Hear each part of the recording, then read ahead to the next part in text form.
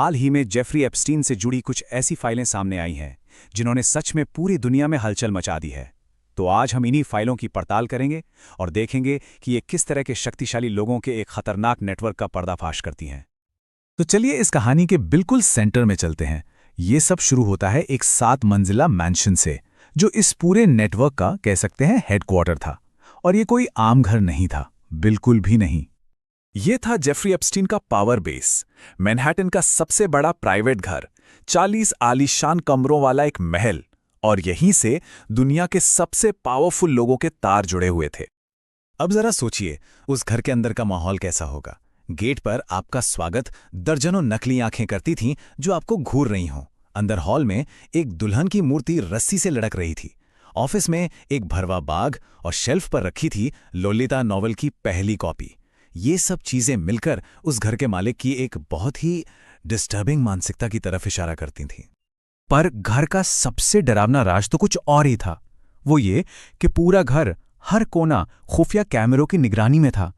एक victim Maria farmer ने बताया कि मॉनिटर रूम में सिर्फ टॉयलेट और बेड की लाइव फीड चलती रहती थी। हर बेडरूम, हर बाथरूम में कैमरे लगे थे। तो सवाल ये उठता है कि आखिर इन कैमरों में कौन कैद हो रहा था। खैर, हाल ही में जो डॉक्यूमेंट्स सामने आए हैं उन्होंने इस राज पर से पर्दा उठाना शुरू कर दिया है।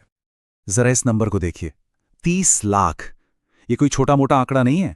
अमेरिकी न्याय विभाग ने 30 लाख पन्नों के डॉक्यूमेंट्स जारी किए हैं। आप अंदाजा लगा सकते हैं कि ये कितना बड़ा खुलासा है। और हां, ये सिर्फ कोरे कागज नहीं है।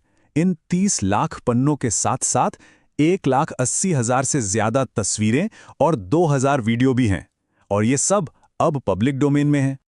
लेकिन इन फाइलों में सबसे हैरान करने वाली जो बात सामने आई वो थी इसका इंडिया कनेक्शन।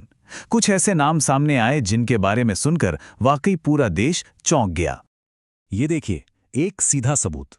मार्च 2017 का एक मैसेज है जिसमें उद्योगपति अनिल अंबानी एप्स्टीन से व्हाइट हाउस को प्रभावित करने के लिए मदद मांग रहे हैं। मतलब इससे एप्स्टीन के प्रभाव की गहराई का अंदाजा लगाया जा सकता है। और मामला यही नहीं रुकता, ये और भी गहरा हो जाता है। मई 2019 में एप्स्टीन ने ट्रंप के पूर्व रणनीतिकार स्टीव बैनन को मैसेज किया कि मोदी उनसे मिलने के लिए किसी को भेज रहे हैं। और इसी बातचीत में अनिल अंबानी को मोदी का आदमी कहा गया। और फिर आता है सबसे चौंकाने वाला मैसेज। एप्स्टीन ने बैनन को लिखा, मोदी ऑन बोर्ड। अब इस एक लाइन ने एक बहुत बड़ा राजनीतिक और नैतिक सवाल खड़ा कर दिया है। क्या इसका मतलब वाकई वो था जो लग रहा था? इस पर आज भी बहस जारी है। तो अब सबसे बड़ा सवाल यह है कि ये college drop out Jeffrey Epstein आखिर दुनिया के सबसे अमीर और ताकतवर लोगों पर इतना कंट्रोल कैसे कर पाया? इसका जवाब उसके काम करने के तरीके में, उसके ब्लूप्रिंट में छिपा है।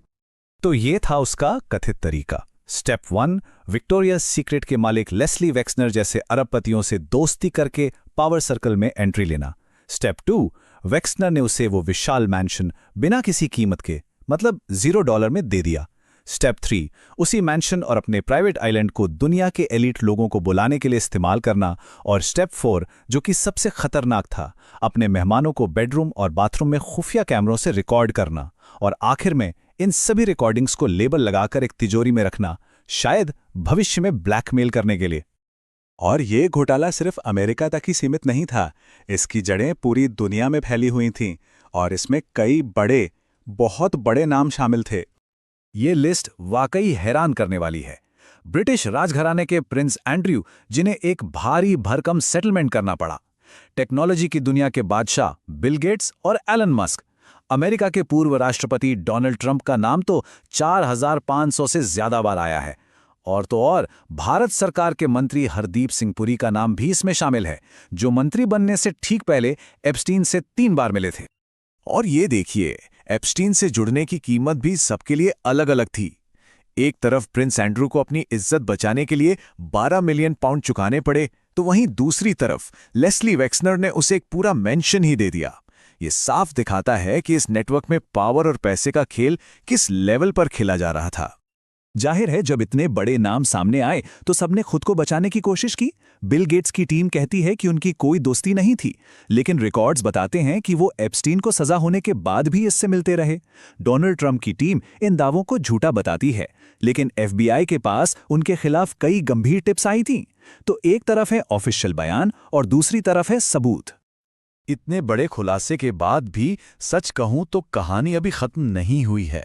अभी भी बहुत से राज हैं, बहुत से सवाल हैं जिनके जवाब मिलना बाकी हैं। ये जानना बहुत जरूरी है कि हमें अभी तक पूरी सच्चाई नहीं पता चली है। जितने भी डॉक्यूमेंट्स की पहचान हुई है उनमें से लगभग 40% अभी भी पब्लिक से दूर रखे गए हैं।